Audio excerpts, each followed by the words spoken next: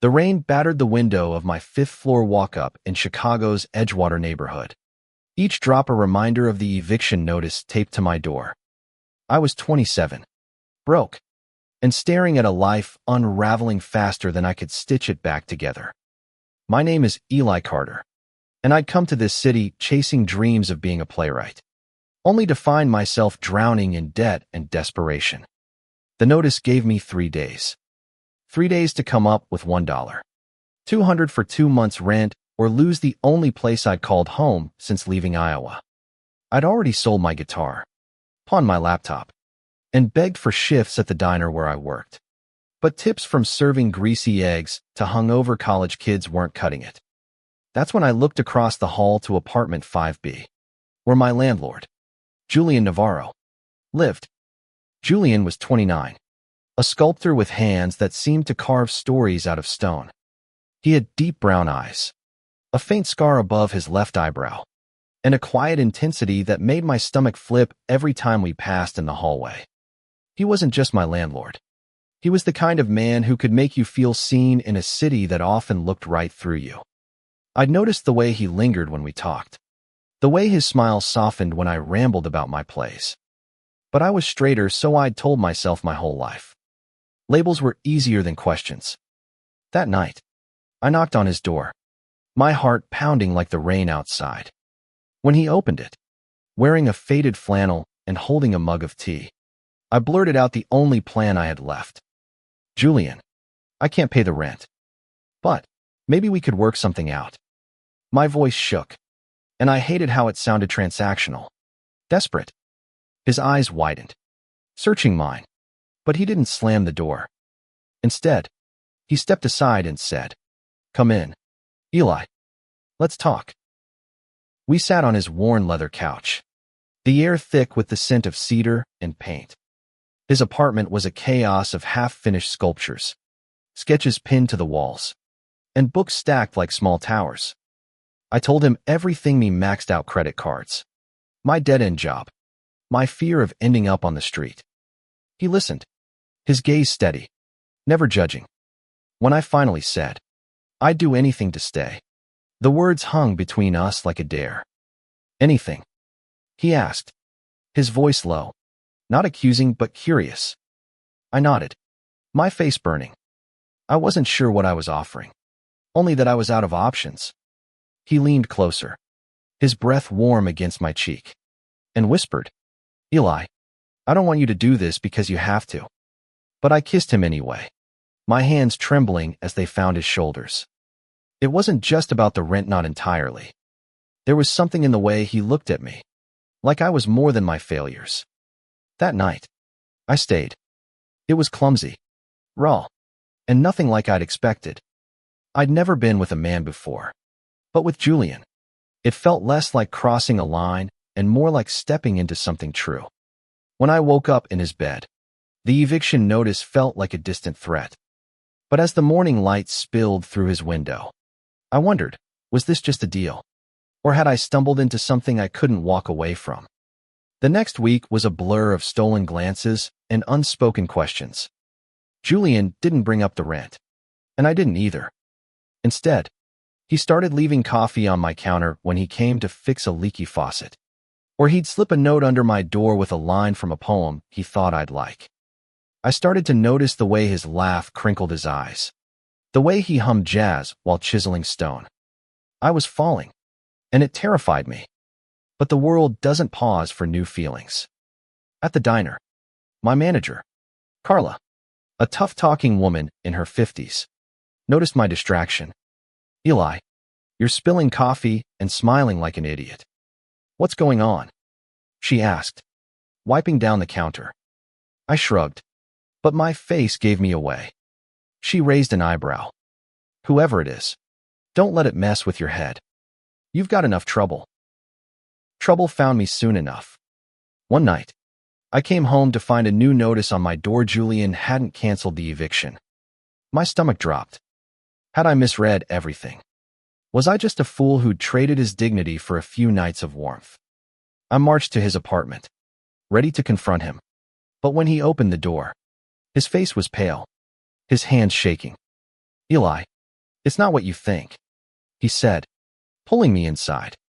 He told me about his own debt show. He'd inherited the building from his late father, but couldn't keep up with the mortgage. The bank was breathing down his neck, threatening to foreclose.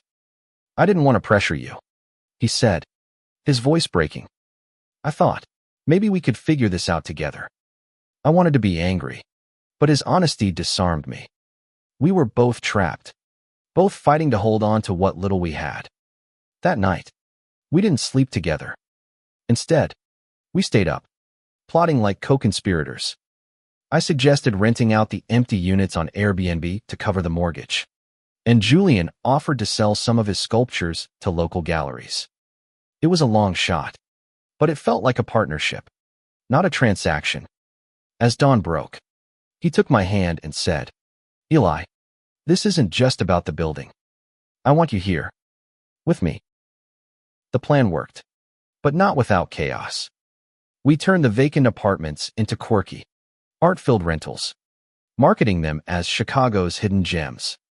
Julian's sculptures became the centerpiece, each one telling a story of resilience or love or loss. I wrote the listings, pouring my playwright's heart into descriptions that made strangers want to stay. Bookings trickled in, then surged. By the end of the month, we'd paid off 1 month of the mortgage and my back rent. But the closer we got, the more the world pushed back. My coworker at the diner, Mike, a loudmouth in his 30s, overheard me talking about Julian and sneered. Didn't know you swung that way, Eli. Guess desperation makes you flexible. His words stung, but they also forced me to face myself. I wasn't just flexible. I was in love with Julian, and that truth was both liberating and terrifying. One evening, as we celebrated our first profitable week, Julian took me to the rooftop of our building. The city stretched out below us, a maze of lights and lives. He handed me a small stone carving a heart, rough but beautiful. I made this for you, he said, not because of the rent or the building, but because you make me want to keep going.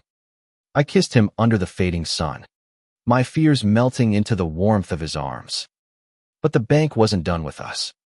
A letter arrived, demanding full payment within 60 days or they'd seize the building. Julian's face crumpled as he read it. I can't lose this place, Eli. It's all I have left of my dad. I felt the weight of his words, the way they mirrored my own fear of losing everything. We had to fight, not just for the building, but for what we were building together. The next month was a race against time. We hustled harder, booking every unit, selling every sculpture Julian could finish. I started performing my plays at local open mics, using the tips to chip away at our debt. The neighborhood noticed tenants pitched in, offering to paint walls or fix leaky pipes.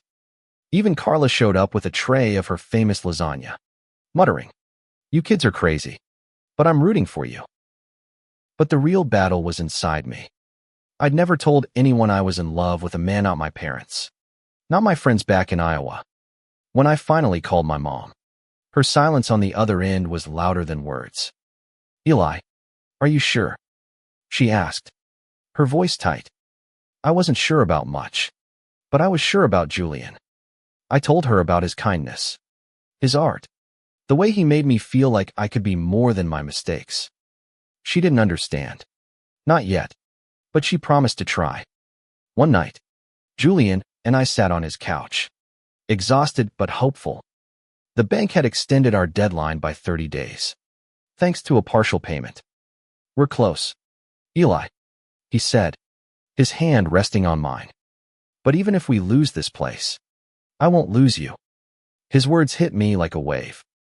This wasn't about the rent, Anna Maria, it was about us. About choosing each other in a world that didn't always choose us back. 60 days later, we stood on the rooftop again, the same place where Julian had given me the stone heart.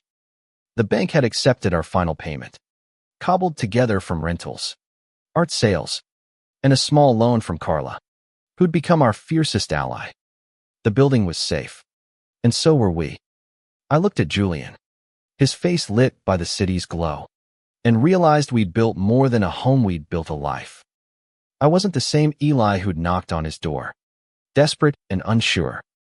I'd found love, not just in Julian, but in myself. The world still had its sharp edges, Mike's snide comments, my mom's hesitant acceptance, but they didn't define us. We defined us.